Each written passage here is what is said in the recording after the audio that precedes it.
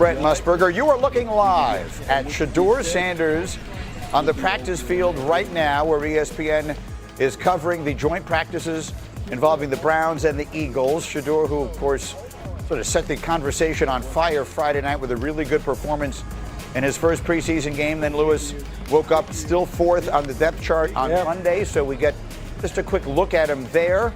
Just a quick thought here on what they'll need to see from him for him to move up on that depth chart. Lewis. Yeah, just more consistency, Greeny.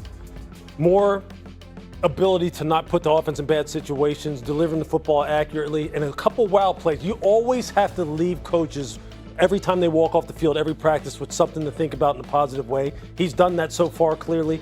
He needs to continue. All right, so Harry is here to do That Boy Bad. And before we do this week's edition of That Boy question, Peter, should the Browns start Shedeur Sanders in their second preseason game?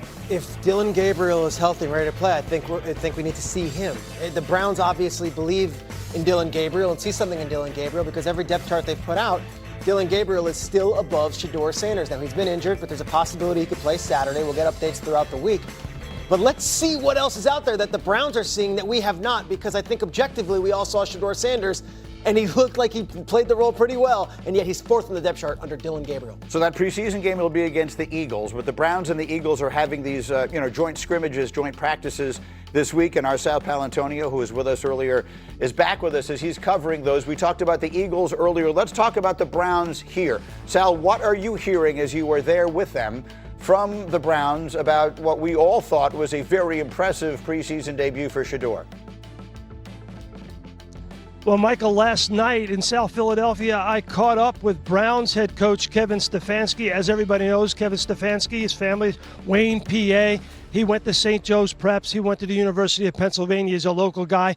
He took his coaching staff out to dinner at the 9th Street Market. Here's a photo of the coaching staff after dinner. And I think I texted him right in the middle of the cannoli serving at dessert, because I texted him, I said, what did you think of Shedeur Sanders in his first preseason performance? And here was his text reply. Let's put it up on the screen. I want people to pay attention to two things that he says here. He did a good job operating, taking what's there, and made some plays with his feet too. Keep progressing, exclamation points. Two things there, very important, Michael. He did a good job operating. Translation, he looked in control. He did not turn the football over.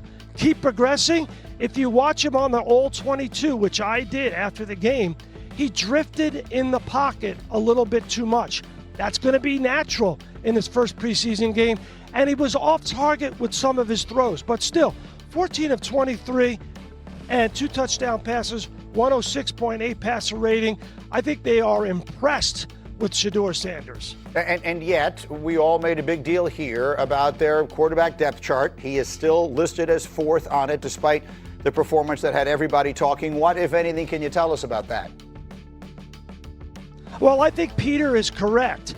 I think they want to see more from Gabriel. He's been injured. We might see him out here today on the practice field at the NovaCare facility a little bit against the Philadelphia Eagles, but I get the sense from Stefanski and the Browns, they don't want to fool around with the depth chart based on one preseason performance yet. They've got Flacco, they've got Gabriel, obviously they've got Kenny Pickett. He hasn't been able to get on the field because of a hamstring injury. And Shedeur Sanders needs to, quote, keep progressing. Now, I know, Lewis is always in game shape, but I'm sure he's been to Sarcone's Bakery during his time here in South Philadelphia. That's a favorite spot for everybody who comes to South Philly. Sal, stay with us for part of the conversation here. Let's get to that, because, look, that is a piece of this. They've got 4 quarterbacks there right now. Yep. Teams don't keep 4 quarterbacks. That seems extremely unlikely, right? So some decision, they're going to have to start whittling this thing down. Like it got late early on us here, right? The season's in 3 weeks. Mm-hmm. So while I understand they'll say we have plenty of time to make this decision, in actuality, it's not plenty of time. How quickly do they need to be figuring this stuff out? Well, I think now, obviously, every rep takes on greater importance now because of just what you're talking about. Because eventually, the mode shifts from evaluation to really preparing for the regular season. That's right. So all those guys have to get the reps that are going to wind up playing.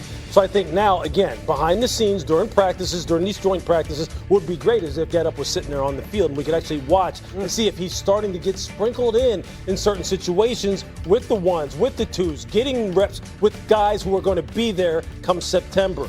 Because that would tell you, okay, look, they sense the urgency too. They know that he's putting, the pressure on them as far as, hey, we need to really start moving him up this ladder.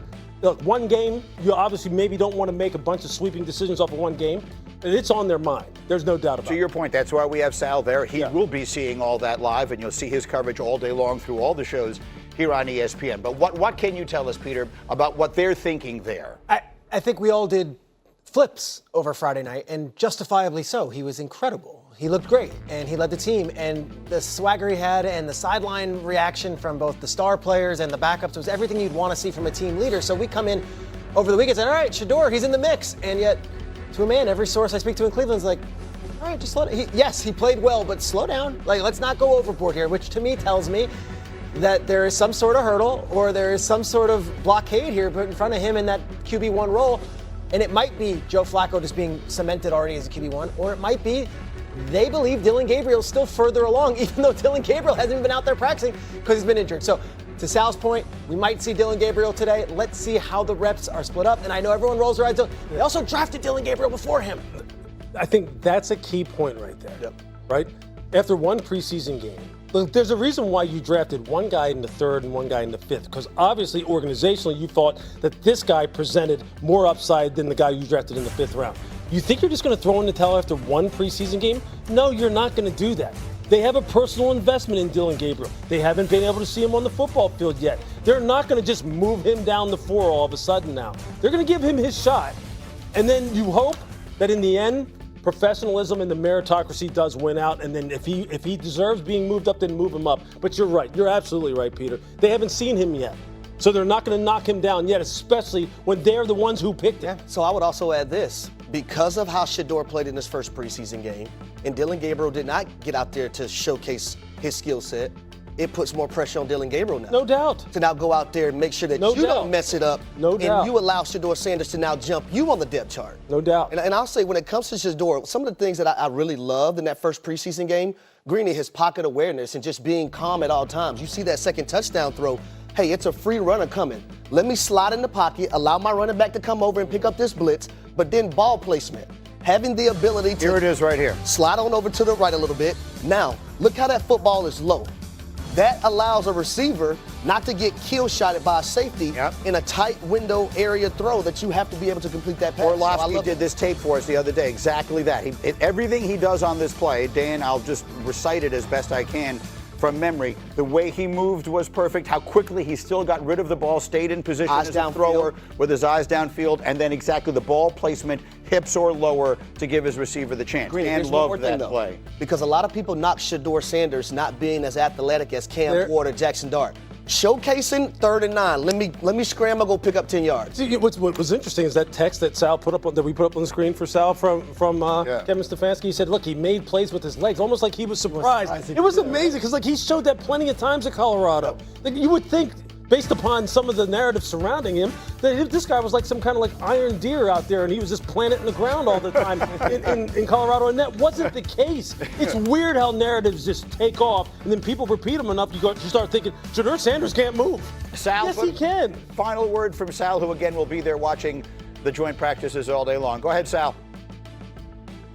Michael, real quick, to Lewis's point, every day, every rep is important. So what's happening today? Today, Shedeur Sanders and all the quarterbacks for the Browns go against Vic Fangio. And what we've seen from Vic Fangio in the practices and in the first game against the Bengals, he's mixing and matching his secondary right now, trying to figure out what's going to work and what's not going to work. There are going to be a lot of different calls, a lot of different presentations to Shedeur Sanders, and all these quarterbacks, and how they react will be very, very important. Very important. Great to have you back, Sal. Thank you. We'll look forward to your coverage all day long. Eagles and Browns, two very interesting teams. Everything we imagined he might be, and then he wakes up Monday, number 4 on the depth chart. Explain that to me. Greeny, I wanted to overreact too. I want it. He did everything you could possibly ask him to do. So you said, okay, we're throwing you out there without any first-team reps, and he was sublime. And yet, you talk to the Browns sources, they're like, slow down, guys. It was a preseason game, and we've got a lot of stuff to work on, and he's developmental. So I just speak from my sources that they weren't doing a parade through Cleveland after Friday night, even though we were. And I'm watching it, and you got Chris Rose on the call, and I'm excited hearing the excitement from the Browns broadcast. The Browns who are like, slow down. We have joint practice with the Eagles today. Dillon Gabriel might play Saturday. He's still fourth on the depth chart. So just the reality is it's not a meritocracy. For whatever we want to say that he played great in a preseason game, he hasn't elevated on the depth chart, and I don't think he's starting week 1. We're going to go live, by the way. Sal Palantonio is covering those joint practices for us, Cleveland and Philadelphia. He'll be live with us to give us some thoughts during this hour. What is your take on Shedeur right now? I think it'd be a mistake if they do not give Shedeur Sanders first-team reps. I'm not saying you have to put him out there with the first team, but give him that opportunity to prove to everyone, especially the front office, Andrew Berry, the owner, Kevin Stefanski, the head coach, that he can operate. And this tells me everything. When you have a player like Shedeur, who's walking into the locker room for his first preseason game, and you see one of his teammates that plays on the defensive side of the ball, coming in with a boom box, basically endorsing Shedeur Sanders, and you see him on the sidelines with Myles Garrett as well, that tells me everything I need to know, Lou. How about the quote, I believe, that Myles Garrett said, something about the fact that, look, we're going to need you at some point this year. Yes. Something along those lines. I'm not quoting him, I'm saying something along those lines. Look, he has that it factor. Players recognize it quicker than anyone. Because a lot of times, look, players just want to play with the best guys. They just want to have the guys out there that are going to help them win. They don't have any agendas. And I'm not saying Cleveland has an agenda, so people, everybody just stay calm here. But he has earned the right to take more reps with the guys who are going to be on the field come Sundays. I agree. He has earned that. Maybe not spot number 1 on the depth chart, that's fine. It's cool. We still have more time.